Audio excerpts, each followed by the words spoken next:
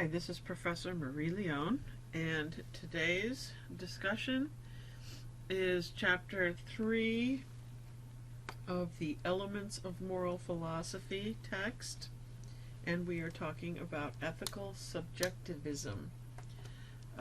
We have so far talked only about cultural relativism, and now we are expanding our knowledge of the historical developments in ethics to include subjectivism.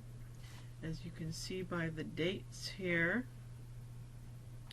this is the 1700s, a philosopher named David Hume, who in a nutshell believed that all ethical claims are really just statements of feeling. In other words, our moral opinions are based only on feelings and nothing more. There's no such thing as a, quote, objective, unquote, right or wrong. There is no fact that something is good or bad. And instead, when we say that some action is evil, we're only saying by that statement that it makes us feel icky. We don't like it. So, for example, the example from our text, if Hitler decides to exterminate all people of Jewish ancestry, it's not that that's evil or bad, it's just that it makes me feel icky. I don't like it. So I don't like it, so therefore I say it's bad. But it isn't objectively bad or evil. There's no fact of it, like the tree is green. That's something I can go out and take a look at the tree and say, yep, it's green. You go look at the tree, and you just go look at the tree and say, yep, it's green. And it is now a fact that the tree is green. So what Hume is saying is that it doesn't work that way. What we say when we, or what we mean when we say Hitler is evil is that, or extermination of people of Jewish heritage is evil. What we are actually meaning is that I don't like it. Akin to saying, I don't like onions. It means nothing more than that. Nothing more than feeling. Okay, that said, our text goes into a lot of very detailed argument against why simple subjectivism is rationally inconsistent, and what the difference is between that and emotivism. A lot of it will be lost on us, I am sure. They're fine minutia points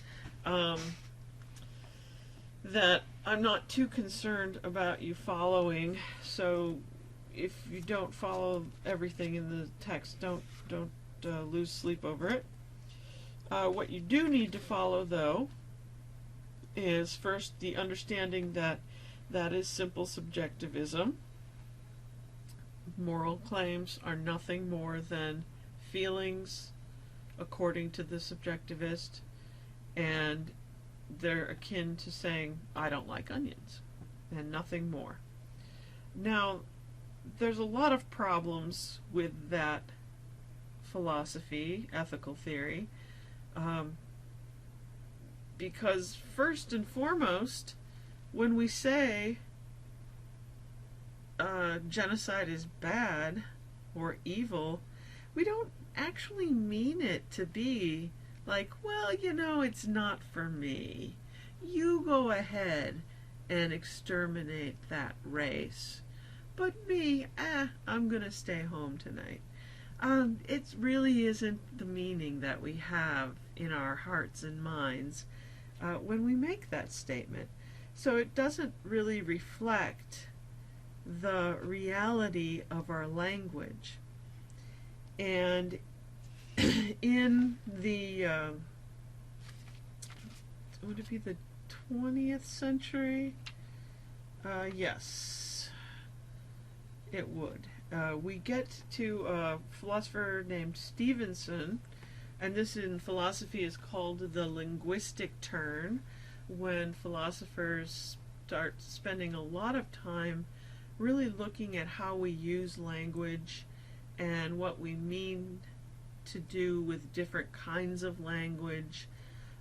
And that's actually very helpful at this moment, to look at what we mean to do with our language when we say something is evil or bad. In this moment, what happens is, and ethical theories, like anything else, develop over time. So we begin with ethical subjectivism in Hume, and while some people simply abandon that philosophy, as I mentioned, philosophy takes the linguistic turn, and simple subjectivism is replaced with a philosophy that is called emotivism. I will call it both simple subjectivism and emotivism. For our purposes, I'm not going to differentiate between the two. There are some questions, if you're doing the Learn Smart quizzes, there are some questions separating between the two, but I will not ask you to do that during our midterm or our final, or in our papers. So let's look at how emotivism clarifies, in my opinion, subjectivism. It does make it stronger, and I think it gives a better telling of this philosophy. So let's look at that. The thing that Stevenson notices is that we use language differently. When we describe something factually, the tree is green, it's a statement that can be true or false depending upon the evidence that we obtain through our senses. Someone goes out and measures. Someone looks at the tree. These statements here, these three statements here, are all either true or false. Gas prices are rising. True or false? Peyton Manning had surgery. This is a very compound statement. All of these parts need to be true for this statement to be true. Shakespeare wrote Hamlet, either true or false. So each of these cases is a factual claim. But when we say things like, "Way to go, Peyton," or "close the door," we mean to do something different. These are performative statements. These are commands. And by noticing this, Stevenson continues to argue, or extends this argument, that we are intending, when we say something is evil or bad, and let's follow the example here, being gay is immoral. What her utterance means is that I disapprove of being gay, and I would extend that to say, you should not be gay, right? So Bachman is trying to persuade you not to do this. So when we say genocide is bad, we're saying you shouldn't kill an entire race of people. You should not do it. So this is a difference between descriptive statements, where we are describing the world we are in, and the facts can be measured and observed, versus prescriptive statements, which are, you should not do it.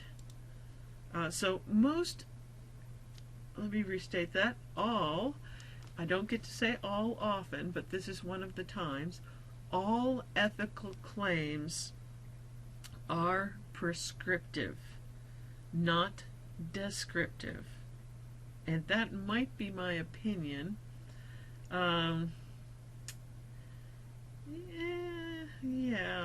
It might not be our author's opinion or position or philosophy, but I am comfortable with that.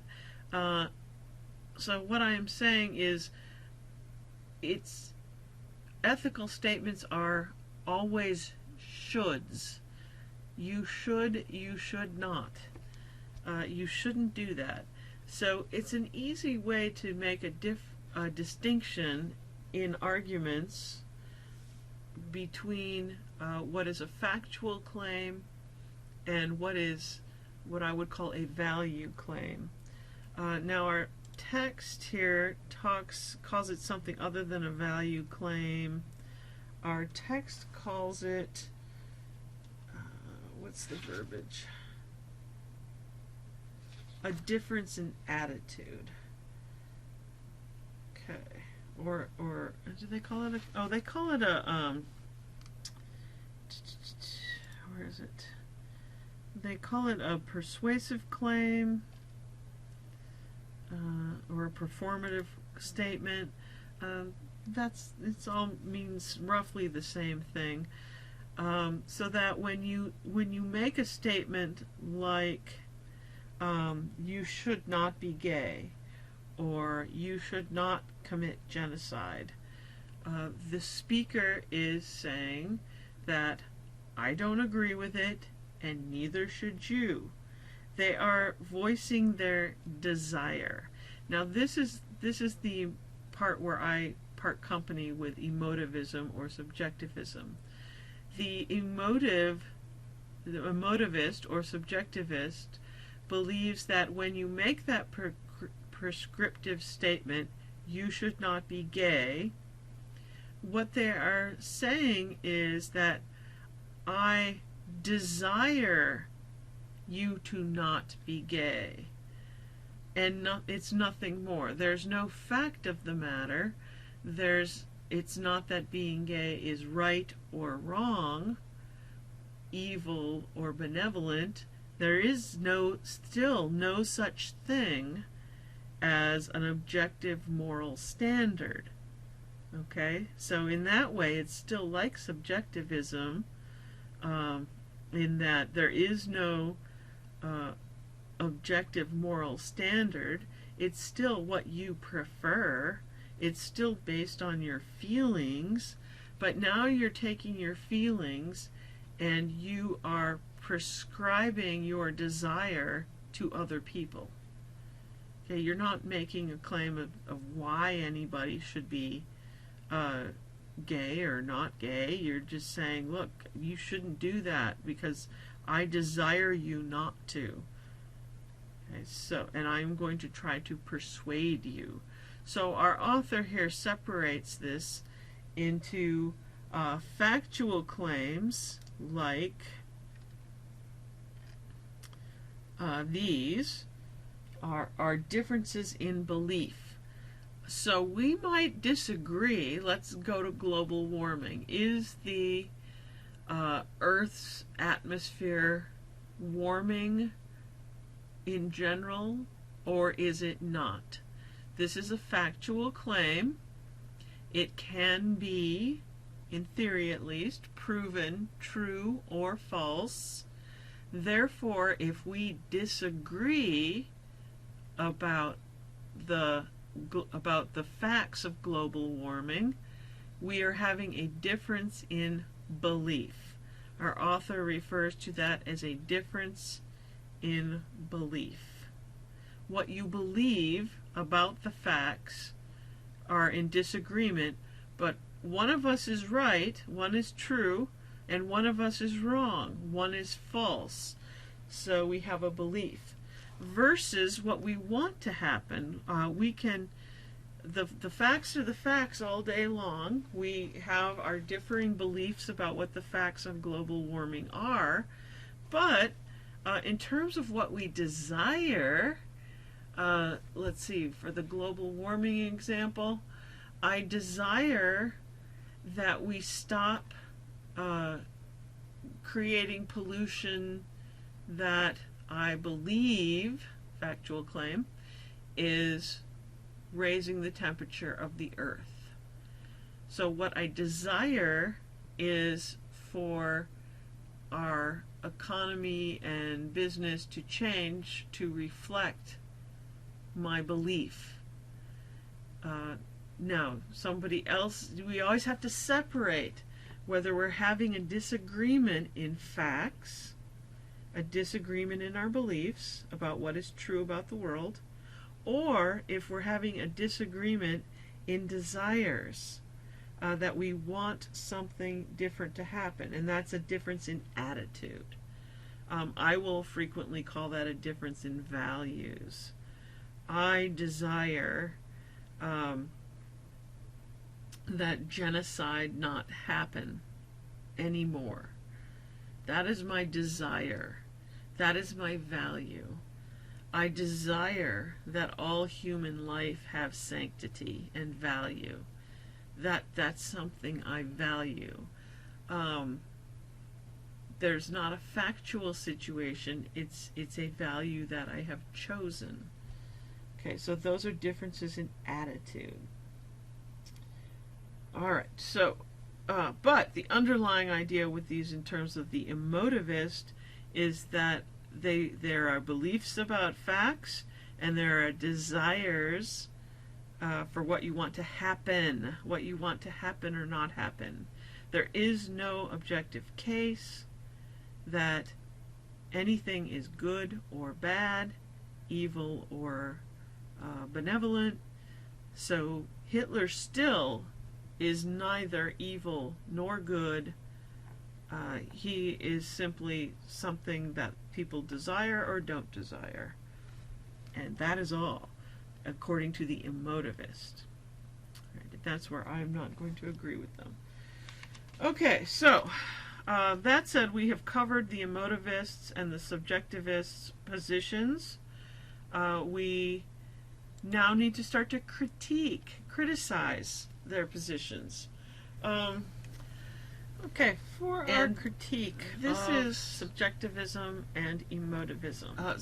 This is what the structure of your paper should look like, by the way. For you provide crux of the matter, which is the subjectivist, and then you begin to critique the emotivist claim that there is no criticism objective that is constructive moral truth. So we are going to look at here in this emotivism on ethics and science, and he begins by talking about what is not working so that we can move forward.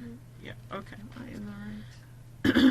So that we can move forward and see a belief in objective values. What can be improved, right? So that genocide is evil, this is different in this edition. Homosexuality is immoral. Scrolling back a little, back and forth a little any bit. Kind of claim like this. There is more in this. A belief in objective values in the 21st century is like a belief in ghosts or witches or mystics.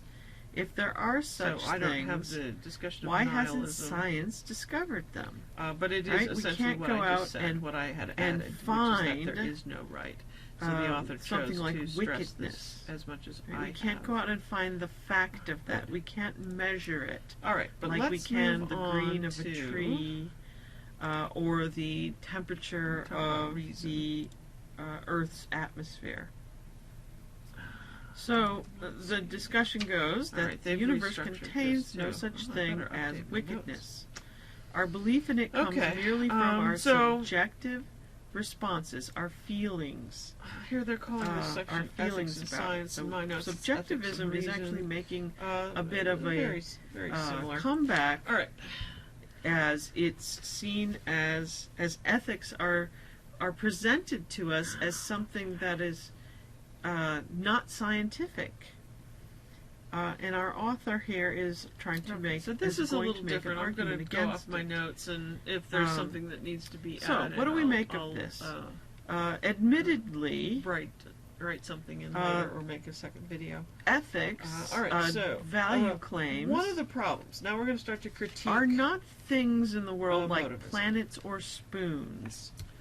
Planets One of the or problems spoons. You can't go out and find is the planet morality. that We can't aren't pull merely an trying to ethical position out of the drawer. persuade people So we don't really discover our wickedness. desires.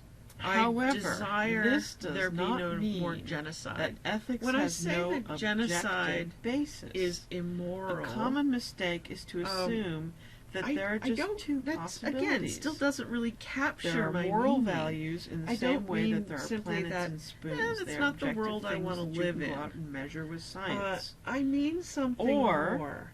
Our values have nothing more I than mean are that nothing there more than is the an expression objective of our fact. subjective feelings. Of a sort, which is the of position a of the different sort. Of the It's not subjectivists and a the fact like the emotivists. tree is green. This overlooks a third but possibility, and this is I a big want to point. assert that there is people- something objectively wrong.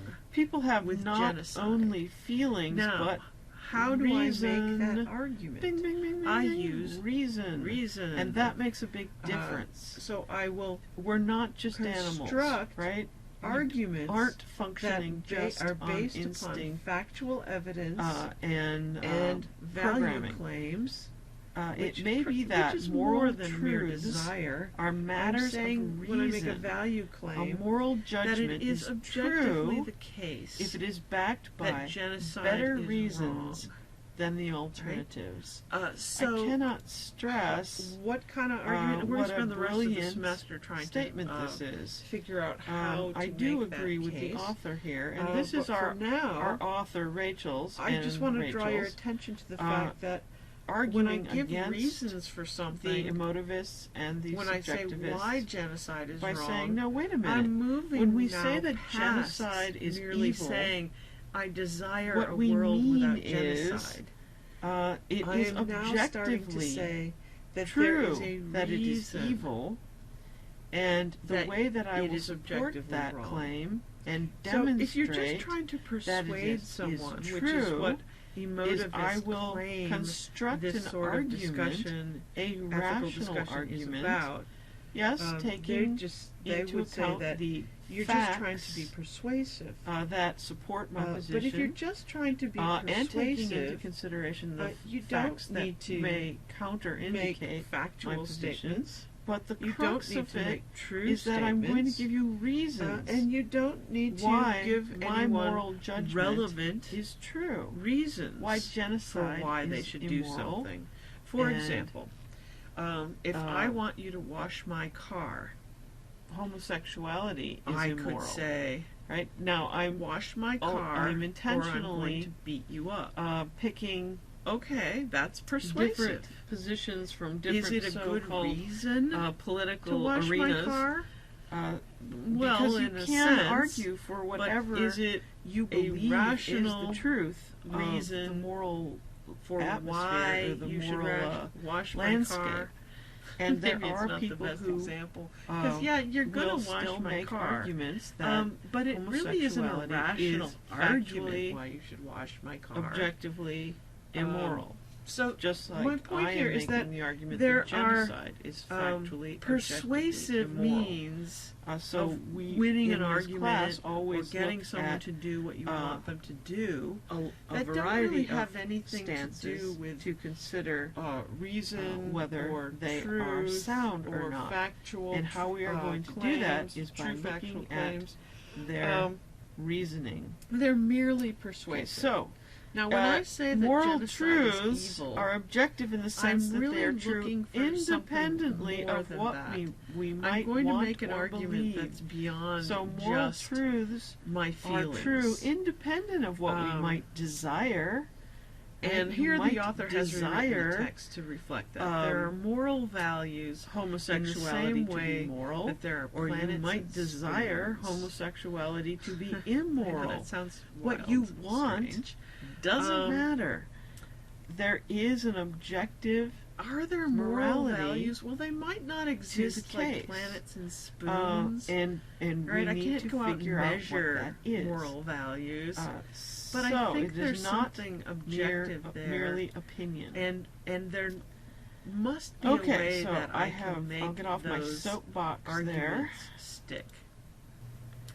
Okay, so finally, our last topic for this video. So how do we decide to address the issue of and of can there be proof? What's a good reason? There aren't really proofs. There is, as I and our authors argue, an objective we can't prove something like morality. We can in science, although actually in science even though we can't go out and measure it like spoons and planets, you can't prove anything is true. You can only demonstrate that things are not true. How then do we for another day? That's a philosophy of science class. I'm hesitant to use the word proof. That's so how do we prove on it, moral reasoning? Well, how then do we support a good argument or claims that say genocide is immoral? Or for that a matter, moral stance that homosexuality is immoral. We get a list from our author here. If we can support our judgments with good reasons, and we can explain why those reasons I'm not going to find them, but I'm going to perhaps, if we can do that, simply list them, and for an encore, show that no comparable case can be made on the opposing side or sides. Yes, constructing sound proofs in the way of philosophy. Proof could anyone want? And that is quite perhaps true. So, people want ethical theories to be proved experimentally, the way science does. However, I think yes, that's inappropriate. Ethical reasoning differs from scientific reasoning. It's a different kind of animal. And it doesn't mean that ethics is deficient, it just means it isn't a material, scientific thing. It's difficult to prove one's opinion, which is true in many cases in science as well. That doesn't mean that it isn't true. And our text gives us this warning, which is very important. Proving an opinion to be correct is not the same as persuading someone to accept your proof. It works in two directions. Just because someone believes you, just because the whole world believes you, doesn't mean your ethical stance is true. The whole world can think that genocide is wrong and homosexuality is right, and that doesn't make it necessarily true. So popularity is not how we will be deciding our ethics. Conversely, if no one's persuaded, that doesn't mean our proof isn't good. Sometimes you can have a very solid, sound, valid argument for a position that should be accepted as true by any rational person, and it will not be persuasive because people don't want to believe it. Well, I'm sure we've all had that experience. Global warming's a great example. No one wants to believe it, therefore people say, oh, well, that's not true. So they're not necessarily connected. Persuasiveness is not a sign of a good argument. What's a sign of a good argument, we're going to spend the rest of the semester breaking down and writing our position papers. A good argument is one that is rational. I have a little list in my notes. A good argument is one in which factual claims are true and verifiable and verified, not merely persuasive. A good argument in ethics has reasons that are relevant to the judgment at hand. Saying, well, he's going to get an A in this class because he baked me cookies is not a relevant reason. It's not a good reason for giving someone an A. Okay, so it has to be relevant, a relevant reason or reasons. It has to have true factual support, and let's see, what else? And I should have addressed any counterclaims, counter arguments, and effectively demonstrated that no one else has a better argument at this time. Now, might at some point in the future someone come up with a better argument? Yeah, they might. And then I would have to reconsider my claim. If someone can come up with a good argument for genocide and why it's moral, then I need to listen to that if it's better than my argument. So we need to stay open-minded. All right? So constructing sound proofs is philosophy. Being persuasive is psychology and sales. All right. This is where I'm going to actually end this particular lecture. At the end of this chapter, our author brings up homosexuality and same-sex relationships and arguments for whether or not same-sex relationships are moral or not. I'm going to table that part of this chapter for when we have our discussion on Monday, at which time we will be reading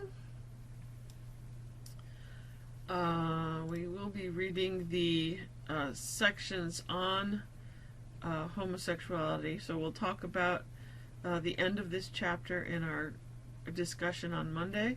A few words about gay marriage by Andrew Sullivan, and same-sex marriage and the argument from public disagreement by David Boonin. So we will talk about those on Monday, and then the paper on them will be due the subsequent Monday. All right, thank you, everyone.